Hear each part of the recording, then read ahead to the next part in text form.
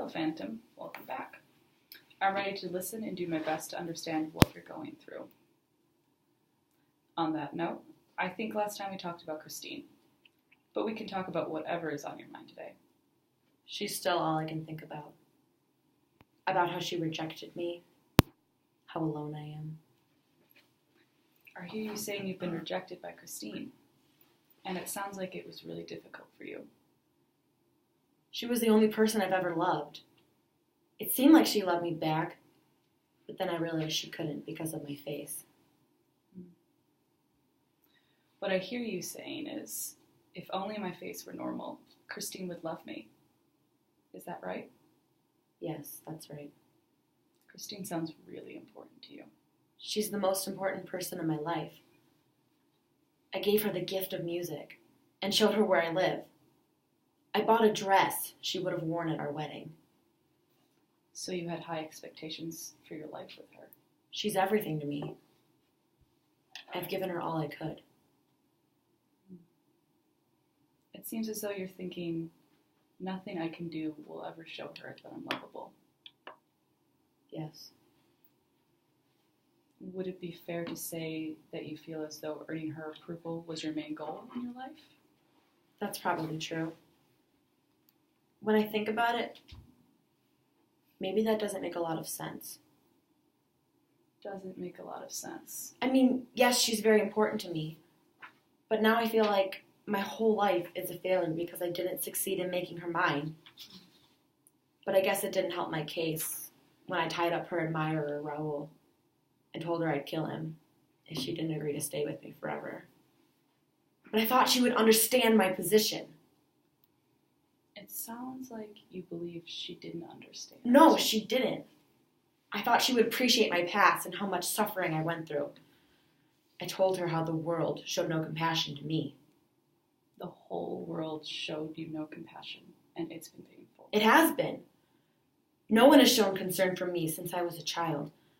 I was forced to hide behind this mask, was laughed at and beaten, was not treated like a person. You had to live your life in solitude, and it's been really difficult. Yes, I was forced to. My childhood proved that to me. My deformity has poisoned all of my relationships. Since I don't look like everyone else, I can't live a normal life.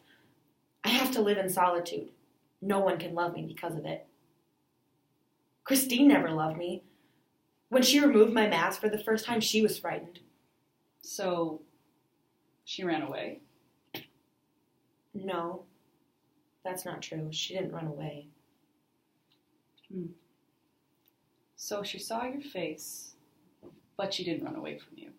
She followed me into the basement where I lived. She let me sing to her, and she seemed unafraid. Later on, when she removed my mask, she still stayed with me until I returned her to her room. But if my face didn't matter to her, why didn't she love me? I don't know. I'd like to know more about your relationship, though. Can you tell me what else happened? She believed I was the spirit of her deceased father, and that's how I was able to train her to sing. I pretended to be her father so she would interact with me. I longed so much for her companionship. You're saying your relationship didn't have an honest beginning. Yeah, I guess I am. Do you think that's why she doesn't love me? I can't answer that for you.